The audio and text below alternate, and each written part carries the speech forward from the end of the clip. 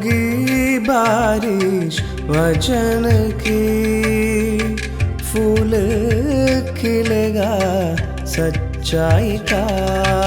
सत्यम सत्यम सत्यम सत्यम सत्यम सत्यम सत्यम सत्यम। प्यारे दर्शकों, हम अगापे सुसमाचार सेवकाई की ओर से सत्यम सत्यम सत्यम कार्यक्रम के माध्यम से प्रभु यीशु मसीह का सुसमाचार आपके लिए लेके आए हैं। आप सबको जो मुझे सुन रहे हैं, प्रभु यीशु मसीह के नाम में आपको सलाम। आज मैं आपको बहुत समय के बाद प्रभु यीशु मसीह के बारे में कुछ बताना चाहता हूँ। पर प्रभु यीशु मसीह के बारे में बताने से पहले आपके सामने कुछ विषयों को रखना चाहता हूँ, ताकि आपको ठीक ठीक समझ पे आए कि मैं क्या कहना चाह रहा हूँ। जब हम किसी से भी इस विश्व के, इस दुनिया के बारे में या इस संसार के अंत के बारे में जब विषय में जब बात करते हैं, कोई इस बात को मानना नहीं चाहता, यहाँ तक कि इस बात के बारे में चर्चा भी करना नहीं चाहता। क्योंकि अंत जो है ऐसी एक चीज़ है जो हम किसी चीज़ के बारे में सोचना नहीं चाहते, ना हम देखना चाहते हैं, ना बात करना चाहते हैं। पर बाइबल हमें ये बात संपूर्ण सच्चाई के साथ ये बताती है कि इस संसार का अंत एक दिन ज़रूर होगा। इस मनुष्य का अंत एक दिन ज़रूर होगा। ये जो शरीर है मट्टी में मिल जाएगा, आत्मा परमेश्वर के पास पहुंच जाएगी। इस संसार का अंत होगा। हम दुनिया में भी इसका परिमाण देखते हैं। हर एक चीज़ जो शुरुआत होती है, जो शुरू की जाती है, उसका अंत होता है। एक समय होता है जब हम पढ़ाई करते हैं, हम शिक्षा लेते हैं, और कुछ सालों के बाद वो शिक्षा बंद हो जाती है या ख़त्म हो जाती है। हम जहाँ से एक जगह से जब हम शुरू होते हैं दूसरी जगह पे जाने के लिए, वो सफ़र ख़त्म होता है। हम जहाँ जाना है वहाँ पहुँच जाते हैं। हम जो बोलना चाहते हैं वो हम शुरू करते हैं, और एक समय होता है जहाँ पे उसका अंत हो जाता है या वो ख़त्म हो जाती है, वो बात समाप्त हो जाती है। वैसे ही बाइबल हमें एक बात की सच्चाई को सामने रखती है। वो ये है, मनुष्य जो इस धरती पे जन्म लेता है वो एक दिन मर जाएगा। उसका शरीर ख़त्म हो जाएगा, मट्टी में मिल जाएगा। और यहाँ तक कि ये भी बताया गया है बाइबल में, ये संसार का भी अंत होगा। पर सवाल ये उठता है, उसके बाद क्या? कहाँ जाएंगे हम लोग? ये बात जब सच्चाई में होगा, सच में जब होगा, क्या है उसके बाद? उसके बाद क्या मैं कहीं और जाऊंगा? आज के ज़माने में कोई इस बात की चर्चा नहीं करना चाहता। लोग आज की ज़िंदगी जीना चाहते हैं, आज के बारे में सोचना चाहते हैं, कल की किसी को परवाह नहीं है। लोग कहते हैं, आपने सुना होगा, कल किसने देखा है? जो करना है आज करो, मौज करो, मस्ती करो, ज़िंदगी जियो। और किसी को इस बात की परवाह नहीं है कि हमारी आत्मा, हमारा जीवन आगे कहाँ जाएगा। आज मैं आपको उस विषय के बारे में बाइबल से कुछ बताना चाहता हूँ। बाइबल हमें ये बताती है कि हमारा रचने वाला, हमें जिसने सृजा है वो परमेश्वर है। हमें जिसने बनाया है वो परमेश्वर है। हम अपने आप से उत्पन्न नहीं हुए हैं, परमेश्वर ने हमें बनाया है। बाइबल ये भी बताती है कि परमेश्वर एक दिन वापस आने वाला है, पर उसका नाम है, वो है प्रभु यीशु मसीह। बाइबल हमें ये बताती है वो दोबारा आने वाला है। जिसने हमें बनाया है, जिसके हम हैं, वो दोबारा वापस आने वाला है। इस बात के विषय में जब हम चर्चा करते हैं, जब बात करते हैं, कई लोग हैं इस बात के बारे में सुनना नहीं चाहते, पर ये एक बहुत महत्वपूर्ण विषय है और मैं चाहता हूँ कि आप उसे ध्यान से सुनें। बाइबल हमें यह बताती है कि प्रभु यीशु मसीह दोबारा लौट के आने वाले हैं। उसका ये मतलब है कि वो एक बार आ चुके हैं।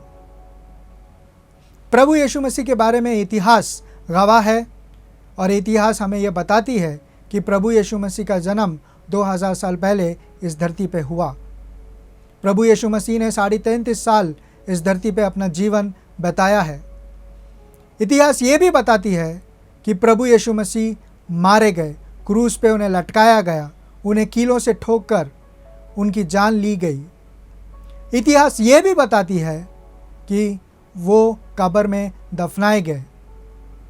उन्हें जन्म लिया, उन्हें जीवन बिताया, क्रूस पे अपना जान दिया और मर गए। पर इतिहास हमें ये नहीं बताती कि वो मृत्यु में से जी उठा है। केवल बाइबल है जो हमें बताती है कि मरों में से तीसरे दिन प्रभु यीशु मसीह जी उठा। ये सुनने में कई लोगों को डर लगता है, कोई इस बात को विषय को अपनाना नहीं चाहते हैं। पर इसका क्या मतलब है जब हमें बाइबल ये बताती है प्रभु यीशु मसीह मृत्यु में से तीसरे दिन जी उठा? इसका कहने का ये मतलब है कि प्रभु यीशु मसीह मरा हुआ नहीं है, मर के तीसरे दिन जी उठा है, वो जिंदा है। और बाइबल अगर हमें ये बताती है कि अगर वो जिंदा है तो ये भी हमें ये सोचना ज़रूरी है, बाइबल अगर हमें ये सच्चाई को हमारे सामने रखती है कि वो दोबारा आने वाला है। अगर कोई इंसान मर गया है, उसके बारे में अगर कोई बोले कि वो वापस आने वाला है, कोई इस बात का विश्वास नहीं करेगा। पर अगर ये सच्चाई है, ये मानना है, ये विश्वास है कि प्रभु यीशु मसीह तीसरे दिन मृत्यु में से जी उठा है, वो ज़िंदा है, और उसके बाद अगर बाइबल हमें ये बताती है कि वो दोबारा आने वाला है, तो सोचने की बात है। मेरा सवाल ये है, क्या आप तैयार हैं? मैं 2 विषयों को आपके सामने रखना चाहता हूँ। वो ये है कि प्रभु यीशु मसीह दोबारा क्यों आने वाले हैं, क्या मकसद है। उससे पहले मैं आपको ये बताना चाहता हूँ पहले प्रभु यीशु मसीह क्यों आए थे। बाइबल हमें ये बताती है कि हर मनुष्य पापी है और परमेश्वर के सामने अपराधी है। हम परमेश्वर के सामने दंड के योग्य हैं। आप मानो या ना मानो, ये सच्चाई है और बाइबल हमें ये बताती है। परमेश्वर पवित्र है, उसमें कोई पाप नहीं है, कभी उसने पाप किया नहीं है। वो पाप से घृणा करता है, नफरत करता है। पर मनुष्य जो पाप में जन्म लिया है, उस कारण वो परमेश्वर के सामने टिक नहीं सकता, खड़ा नहीं हो सकता, अपना हिसाब भी ढंग से दे नहीं सकता। परमेश्वर को बाइबल ये बताती है कि परमेश्वर का पाप के साथ कोई मेल नहीं है, कोई मिलाप नहीं है। मनुष्य जो पाप में है, उसका भी कोई भी मेल नहीं है परमेश्वर के साथ। और आज हम इस बात को समझते हैं और जानते हैं कि परमेश्वर हमारे साथ नहीं होने के वजह से हम किस तरह की ज़िंदगी जी रहे हैं।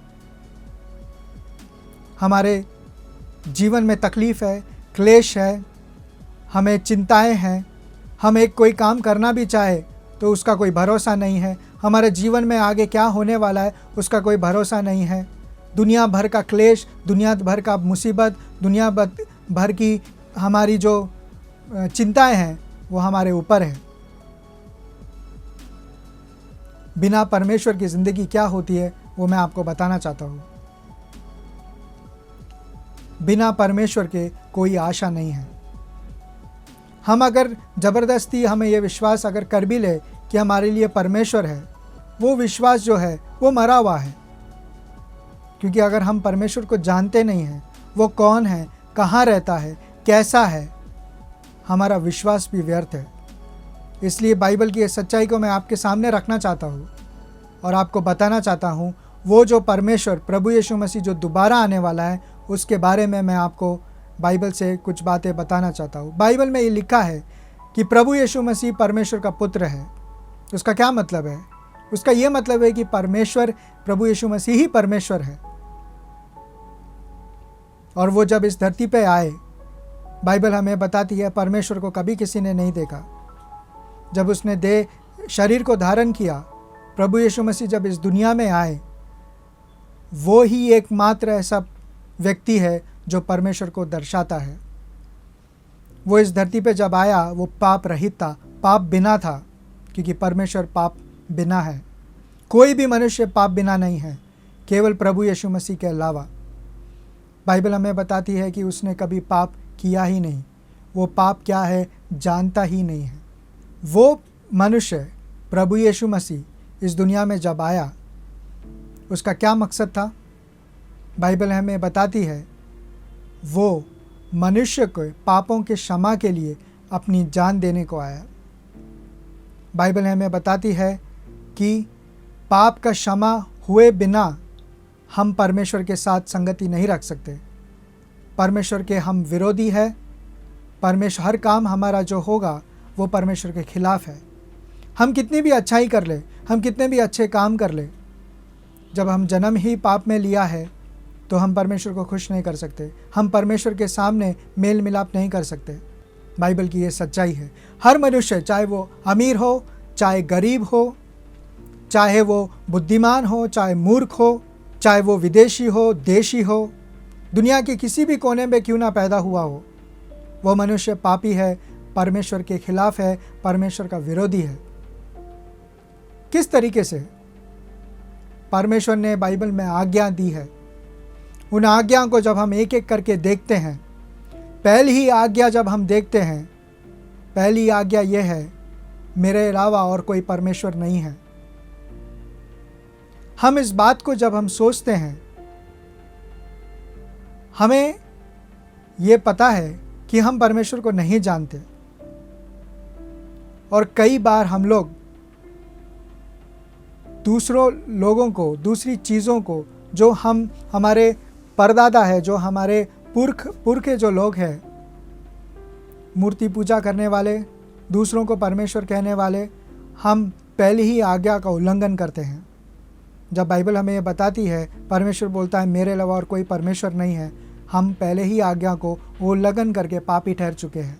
दूसरी आज्ञा है ये है कि तू किसी भी मूर्त को नहीं बनाना, चाहे वो ज़मीन में हो, चाहे झील के अंदर हो, चाहे पृथ्वी पर हो, किसी का भी मूर्ति नहीं बनाना। आज हम जिस देश में रहते हैं वो मूर्ति पूजा करने वाला देश है। मूर्ति किसकी बनाई जाती है? मूर्ति उसकी बनाई जाती है जो मरा हुआ है। उदाहरण के तौर से हम अपने घर में जब एक बड़ा मूर्ति रखते हैं या फोटो रखते हैं, चित्र रखते हैं, क्यों रखते हैं? वो इसलिए रखते हैं क्योंकि वो मनुष्य हमारे साथ नहीं है, वास्तव में नहीं है, वो जिंदा नहीं है। कई बार हमने देखा होगा जब हमारे प्रिय मर जाते हैं, हम उनकी तस्वीर हमारे घर पे रखते हैं।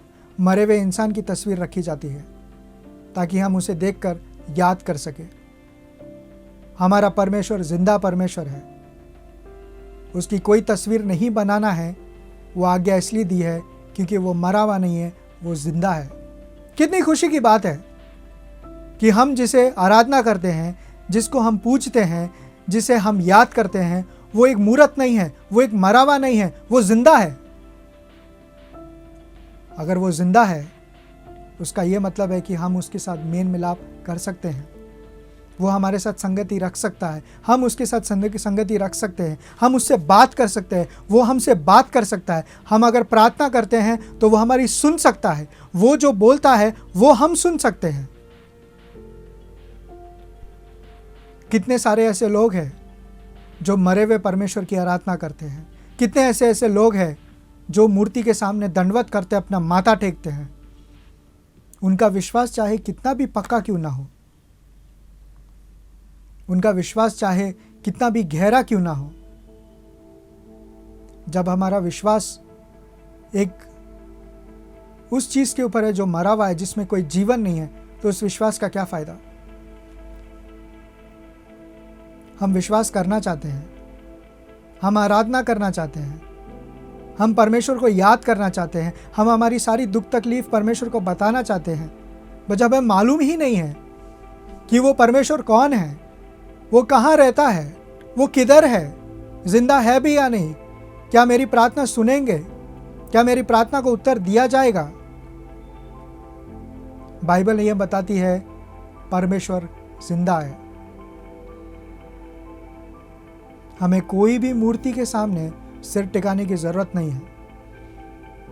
किसी को भी परमेश्वर बनाने की जरूरत नहीं है। हमारे दुख तकलीफ को किसी भी मूर्ति के सामने बोलने की जरूरत नहीं है। बाइबल बताती है वो आपकी आवाज सुनता है।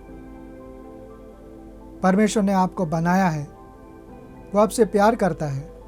क्या वो आपको नहीं सुनेगा? बाइबल में यह लिखा है, जिसने आंख बनाई क्या वो देख नहीं सकता? जिसने जीभ बनाई क्या वो बोल नहीं सकता? जिसने आपके कान बनाए क्या उसके खुद के कान नहीं हैं? जिसने आपको ये शरीर दिया है, जो आपको ये इमोशंस दिए हैं, क्या उसके पास इमोशंस नहीं है? जिसने आपको नाक दिया क्या वो सूंघ नहीं सकता? हमारा परमेश्वर, बाइबल में जो परमेश्वर है वो जिंदा परमेश्वर है। क्या ये बात सुन के आपको हैरानी नहीं होती? परमेश्वर का वचन कहता है कि परमेश्वर ने इंसान को, आपको अपने स्वरूप में बनाया है। अगर कोई परमेश्वर को देखना चाहता है वो अपने आप को देख ले। प्रभु यीशु मसीह जब इस धरती पे आए, अपने चेलों के साथ जब रहते थे, एक चेले ने उठ के उनसे पूछा, हमें पिता को दिखाओ। कहने का मतलब हमें परमेश्वर को दिखाओ, उतना ही काफ़ी है। प्रभु यीशु मसीह ने बोला, जिसने मुझे देखा है उसने पिता को देखा है। मतलब प्रभु यीशु मसीह को परमेश्वर को देखा है। बाइबल यह बताती है परमेश्वर आत्मा है, और यह भी बताती है कि वो जिंदा है। आप लोगों को यह सच्चाई मैं इसलिए बता रहा हूं ताकि आप ये जान सके कि आपको बनाने वाला, आपको सृजने वाला, आपकी सृष्टि करने वाला परमेश्वर जिंदा है। आपको किसी भी मूर्ति के सामने सिर टिकाने की जरूरत नहीं है, क्योंकि आपका परमेश्वर जिंदा है।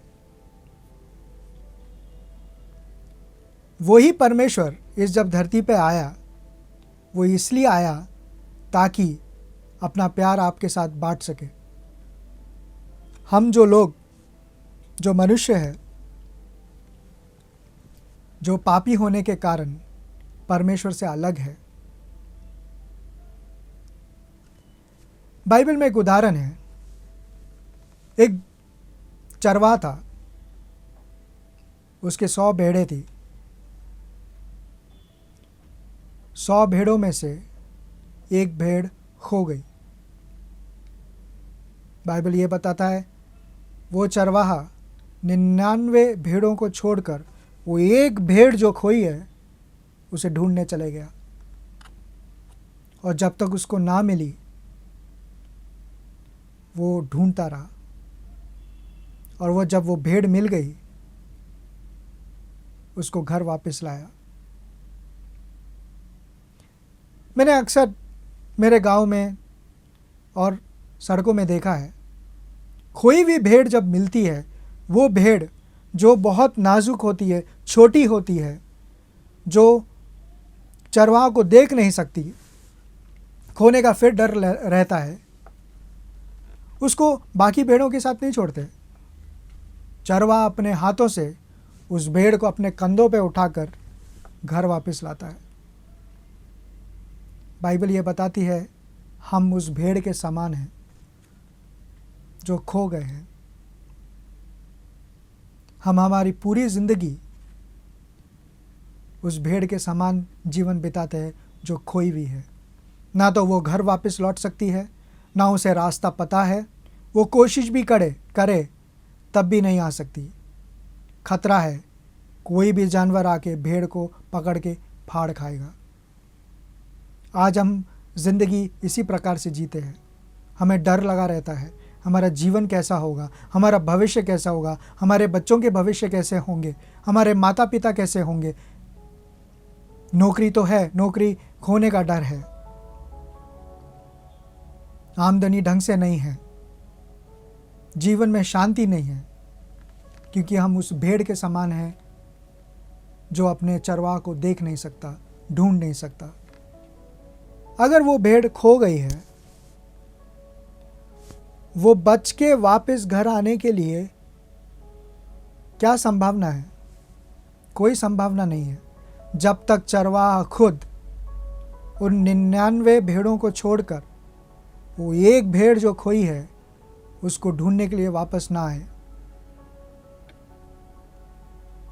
प्रभु यीशु मसीह आपको ढूंढने के लिए, आप जो बिना परमेश्वर के इस दुनिया में पैदा हुए हैं, जिसका कोई ज्ञान नहीं है, मुझे बनाने वाला कौन है, मेरा देखभाल करने वाला कौन है, आज मेरे पास मेरे माता पिता है, कल नहीं होंगे, आज मेरे पास मेरे बच्चे हैं, वो नहीं होंगे, एक समय आएगा जब मैं अकेला पड़ जाऊंगा। मैं अपनी आशा किसके ऊपर रखूं? कोई है जो मेरी सुधि लेता है? प्रभु यीशु मसीह बोलता है, मैं तुमसे प्यार करता हूं, मैं तुम्हें ढूंढने आया हूं। किस तरीके से? चलिए मैं आपको वापस बताता हूं। जब वो चरवाहा को भेड़ मिलती है, वो भेड़ बहुत ही गरीब स्थिति में, ऐसी स्थिति में मिलती है जहां से वो भेड़ अपने आप को छुड़ा नहीं सकती। कई बार कांटों के बीच में फंसी होती है, कई बार झाड़ियों में फंसी होती है, कुछ भेड़ें चट्टानों के बीच में गिरी हुई होती है, जहाँ से वो खुद ऊपर आकर अगर बच भी जाए तो वापस घर नहीं लौट सकती। तो चरवाहा क्या करता है? चरवाहा अपनी जान पर खेलकर उस भेड़ को छुड़ाता है। जब कभी होता है कि भेड़ के गले के चारों तरफ रस्सी फंस जाती है, कांटे फंस जाते हैं, वो झाड़ियों में फंसी हुई होती है, मैं आपको बताता हूँ कि चरवाहा कैसे निकालता है। अपने हाथों से वो जिस कांटों में फंसी है उन कांटों को हटाता है, उन झाड़ियों को हटाता है और ध्यान से, ताकि उस भेड़ को ना लगे, उस भेड़ को वहाँ से निकालता है। कई बार बचाने के चक्कर में, बचाने के लिए चरवाहा को भी चोट लगती है, हाथों में कांटे चुभ जाते हैं, कपड़े फट जाते हैं, अगर खाई में कहीं या दरारों में फंसी है तो हाथ पैर छिल जाते हैं, तकलीफ़ होती है। पर वो चरवाहा उस एक भेड़ को बचाने के लिए अपनी जान दांव में लगा देता है। प्रभु यीशु मसीह ने भी अपनी जान आपको बचाने के लिए क्रूस पर दे दी। वचन, ये बाइबल हमें ये स्पष्ट रीति से बताता है कि प्रभु यीशु मसीह ने अपने आप को क्रूस पर दे दिया ताकि आप जो खोए हुए भेड़ हो बच जाए। बाइबल हमें बताती है वो अपनी जान को देकर आपको बचाया है। जान भी कैसे दी? क्रूस के ऊपर।